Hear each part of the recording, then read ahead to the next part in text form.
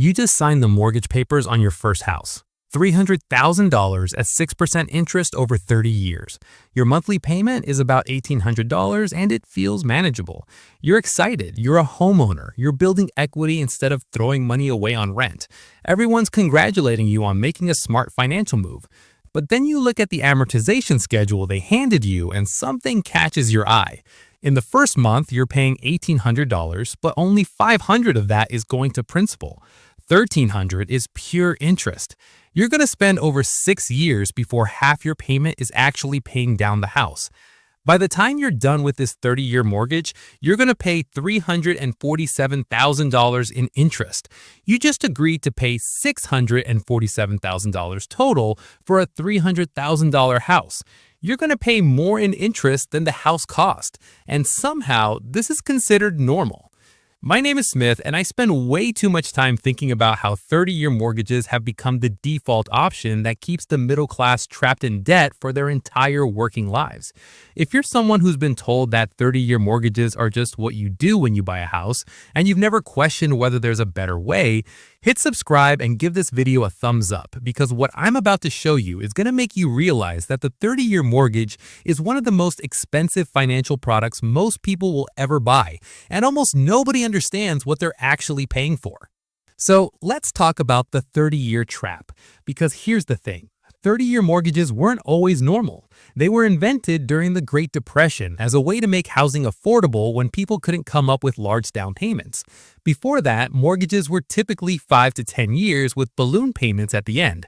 The 30-year mortgage was supposed to be a temporary solution to an economic crisis, but it became permanent because it's incredibly profitable for banks and it makes houses seem affordable to buyers who don't do the math.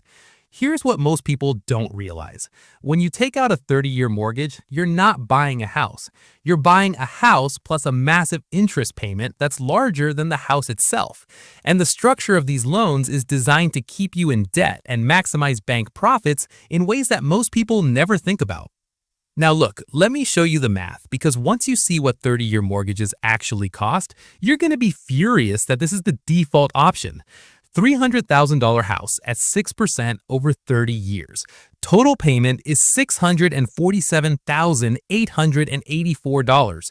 You're paying $347,884 in interest. That's more than 116% interest on top of the principal. You're paying more than double for the house. But here's where it gets interesting. That same house with a 15-year mortgage at 5.5%, which is typically the rate you'd get for a shorter term, total payment is $442,000. Total interest is $142,000. You just saved $205,000 by cutting the term in half. $205,000. That's a down payment on another house. That's early retirement. That's generational wealth. But most people never even consider a 15-year mortgage because the monthly payment is higher. The 30-year mortgage on that $300,000 house is about $1,800 a month. The 15 is about $2,400 a month. That's $600 more per month. Sounds like a lot, but you know what costs more than $600 a month? Paying an extra $205,000 over the life of the loan. You're choosing to pay $205,000 extra to avoid a $600 higher monthly payment. The math doesn't make sense, but it feels better because that monthly payment is lower. Now, you might be thinking, but Smith, I can't afford $2,400 a month. I can only afford $1,800. And that's fair. But here's what most people don't realize. If you can't afford a 15-year mortgage on a house, you're buying too much house. The 30-year mortgage isn't making housing affordable. It's allowing you to buy more house than you can actually afford by spreading the payments out so long that you don't feel the true cost. Think about it like this. If someone tried to sell you a $300,000 car for $647,000, you'd laugh in their face. You'd say that's a terrible deal. But that's exactly what a 30-year mortgage is. You're paying more than double the price, and the only reason it seems reasonable is because they've broken it into tiny monthly payments over 3 decades. It's financial sleight of hand. They're hiding the true cost behind the monthly payment. Here's the psychology part that nobody talks about. 30-year mortgages exploit something called temporal discounting. Your brain heavily discounts future costs compared to present costs. Paying $600 more per month right now feels way more painful than paying $205,000 over 30 years. Even though the $205,000 is objectively a bigger problem, your brain doesn't process it that way because it's spread out over time and in the future. Banks know this. They've optimized their products around this psychological weakness. Now here's where it gets really interesting. Let's talk about where your money actually goes in a 30-year mortgage. In year one, about 75% of your payment is interest. Only 25% is principal. You're spending 3 years of payments just to pay down 10% of the loan. In years 1 through 10, you're going to pay about $165,000, but your loan balance only goes down by $50,000.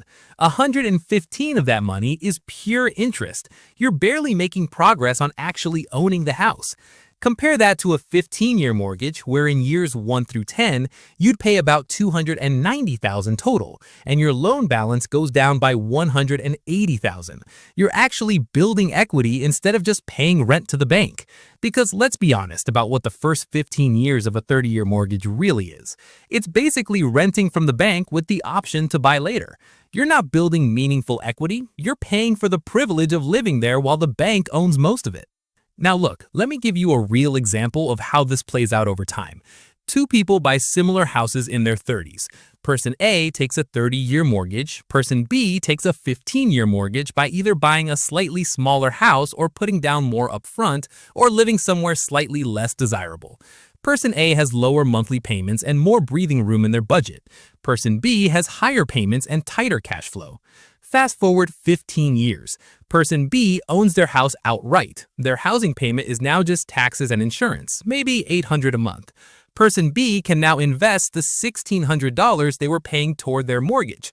Person A still has 15 years and about $200,000 left on their mortgage. They're still paying $1,800 a month and will be for another 15 years. Person B is building wealth. Person A is still in debt. Fast forward another 15 years. Person B has been investing that $1,600 a month for 30 years, starting after year 15 when their house was paid off. At a conservative 7% return, that's about $900,000. Plus, they own their house. Person A just finished paying off their house. They own their house but have no investments. Person B is a millionaire. Person A has one asset and no cash. The choice they made at age 30 determined whether they'd retire wealthy or just comfortable, and it all came down to the mortgage term. Here's what most people don't realize. 30-year mortgages keep you in debt through your highest earning years. You're paying a mortgage from age 30 to age 60. Those are supposed to be your peak earning years when you should be building wealth. But instead, you're sending huge amounts of money to the bank every month. By the time you finally own your house, you're at or near retirement, and you've missed decades of wealth building opportunity. Now, you might be thinking, but I can invest the difference between the 15 and 30-year payment. In theory, yes, the 30-year is $600 less per month. If you invested that $600 every month at 7%, you'd have about $550,000 after 30 years. That's actually less than the $205,000 you saved in interest, plus person B's $900,000 from investing after their house was paid off. You still come out behind. And that's assuming you actually invest that difference instead of just spending it, which studies show most people don't do. According to research on mortgage holder behavior, less than 15% of people with 30-year mortgages invest the payment difference. Most people just spend it on a bigger house, nicer cars, more stuff. The extra monthly cash flow from a 30-year mortgage doesn't turn into wealth. It turns into lifestyle inflation. You're not actually building more wealth with the lower payment, you're just spending more and staying in debt longer. Think about what 30-year mortgages do to life planning. You're trapped. You can't easily switch careers because you need to maintain that mortgage payment. You can't take entrepreneurial risks. You can't move for better opportunities if selling the house means taking a loss. You're anchored to that monthly payment for 3 decades. That's not financial freedom. That's financial obligation. You've traded flexibility and opportunity for a lower monthly payment. Here's the deeper truth about why this matters. The 30-year mortgage is marketed as the responsible, normal way to buy a house, but it's actually one of the most expensive consumer products in existence. You're paying double the purchase price by the time it's done. You're in debt for 3 decades. You're barely building equity for the first half of the loan, and everyone involved in the transaction benefits from this except you. Financial advisors will tell you to take the 30-year because you can invest the difference. Banks will tell you 30 years is standard. Real estate agents will show you houses based on the 30-year payment you can afford. Everyone has an incentive to keep you in a 30-year mortgage because it maximizes their benefits. But nobody's optimizing for your actual wealth building. Here's my challenge to you. If you're planning to buy a house in the next few years, run the numbers on both a 15-year and 30-year mortgage. Look at the total interest paid.